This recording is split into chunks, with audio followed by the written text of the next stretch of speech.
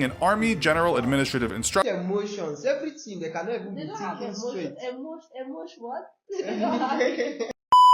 Hello guys, thank you for stumbling on this channel again. So today I have Collins again with me, and we're going to be checking out amazing videos. Do not forget to hit on the subscribe, and let's dive right in.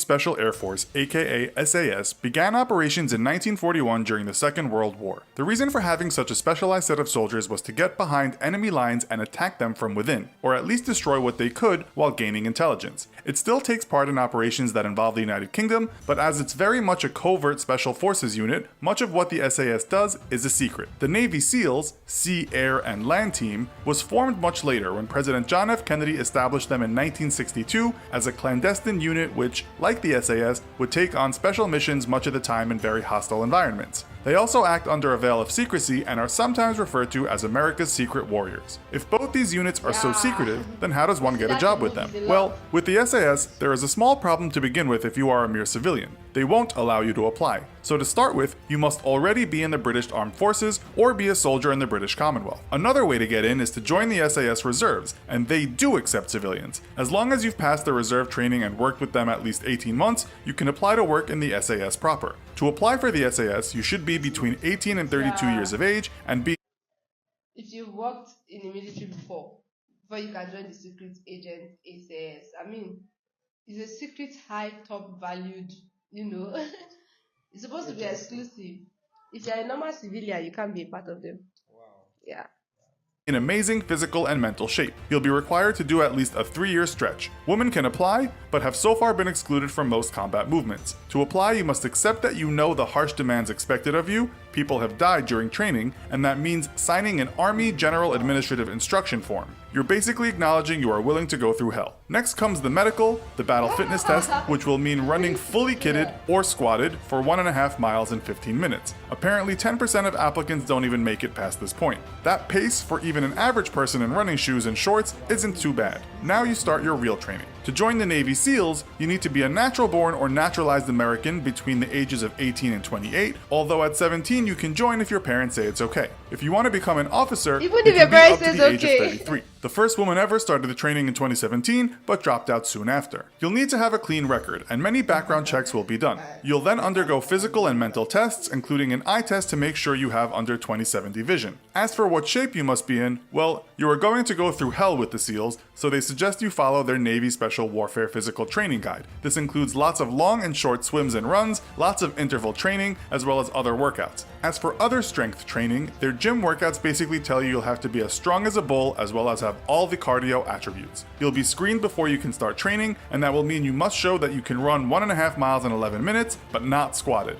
This also comes after a 500-yard swim in 12.5 minutes, 42 push-ups, 50 sit-ups, and 6 pull-ups, all with a short rest in between. Once you actually start training with the SAS, the first phase lasts 4 weeks. This will test your endurance and ability to navigate through the wilderness, that being a harsh mountain range in Wales. In 2015, a young recruit died during this exercise just half a kilometer from the end. He died at the part nicknamed VW Valley, standing for Voluntary Withdrawal Valley. 2 other soldiers died that day too, leading to an inquest into the treatment of soldiers. Some of the activities in the mountains included a 15-mile hike to start with. Those that can get through that then have to do a 40-mile hike carrying a 55-pound backpack, a rifle, plus their food and water. They are not allowed to use any established trails, but they do have a map and a compass. After that, they can rest a bit and start the weapons training phase, as well as do parachute training. After that, there is 6 weeks of jungle training, usually in the rainforests of Belize, Borneo, or Brunei. The last phase is called escape and evasion, which will mean being forced into some horrible survival scenarios, as well as learning how to handle being interrogated.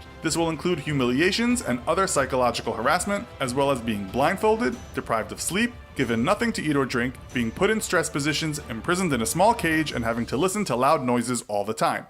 SAS tough guy turned novelist said physical injuries finish a lot of people off during training, but you need a lot of strength of will to get through the psychological stuff. In 2016, the Washington Times reported that 1 Navy SEAL died in 3 out of the last 4 training classes. One was a drowning, another a suicide, and another a car crash after drinking heavily. The Post states that the 6-month training will include a 7-day stretch of little sleep, self-induced hypothermia, and brutal physical conditioning known as Hell Week. It's Hell Week where most recruits drop out. The training in Colorado starts with 5 weeks of pre-training in class. Get through that and you enter the realm of pain and indignity. The Navy SEALs website doesn't go into specifics, but states that you'll be tested to your limits of fatigue. This will include running through sand, swimming in oceans, sometimes in the middle of the night with your clothes on, rappelling down cliffs or buildings at speed, enduring cold and heat, getting lost and finding ways out, combat training, long-distance underwater dives, weapons and explosives training, mission planning, tactics training, and more. Hell Week seems to be the worst part. One soldier described it as being designed to put you through 24/7 days of no rest and continual harassment. From his class of 300, only 19 completed the training. In all, it will last 5.5 days and you'll almost continuously be pushed to your limits. You are allowed no more than about 4 hours sleep during the entire training. You'll also have to deal with integration in what's called the survival, evasion, resistance, and escape phase. Former SEAL Brandon Webb said it will involve sacks over your head, being beaten with sticks, and humiliation. It's here, he said, that some people lose their minds. At least after that you get some classroom time. For 7 weeks you'll also have a land warfare phase as well as... If you are beaten with a stick, why would you lose your mind? I mean, the first time I saw this video, I was like, this is impossible. I have to share it. I'm still going to show this video to a few other persons. Maybe because I don't know, it's like you're a very strong person because you're not reacting to any of these things. The very first time I saw this video, I was like, what? Like, really, it's crazy, guys. Parachute training. If you pass it all, you'll be given the Navy SEAL Trident, but then have to do advanced training. This will include sniper, communications, and free fall parachute training. Once you are done, you'll have way more weapons to use than a regular soldier. In the SAS, this will include a C8 carbine assault rifle, an ultra-compact individual weapon, an M16, an HK MP5 submachine gun, an HK 417 sniper rifle, an AW50 anti-material rifle, handguns, tear gas, canister launchers, stun grenades, rocket launchers, portable anti-personnel mines, grenade launchers, surface-to-air missiles, and many more things it will take too much time to talk about. You'll also, of course, get all the kit, including things like body armor. According to the Navy SEALs website, your regular SEAL on land will carry such things as the Colt Automatic Rifle 15, the M60 machine gun, M203 grenade launchers, a shotgun, an SASR 50 caliber sniper rifle, an M107 anti-material rifle, a Beretta M9 handgun, a 20mm Gatling gun, and AT-4 rockets. Again, these are just some of the most used weapons, as the list is endless. So, who do you think has the best training? Do you think you could get through it? Let us know in the comments. Also, be sure to check out our other video called The Top 10 Most Powerful Militaries. It's obvious, the SEAL has it. Yes. I mean, the details in the SEALs are just so much. Exactly. For me, I think that this Navy SEAL has it. Yeah. Because when I tried, I was just watching and just listening, and I saw, I was just trying to process the way that Navy SEAL, the training that they went through. Like if you look at it, they were humiliated psychologically. Someone even died of suicide.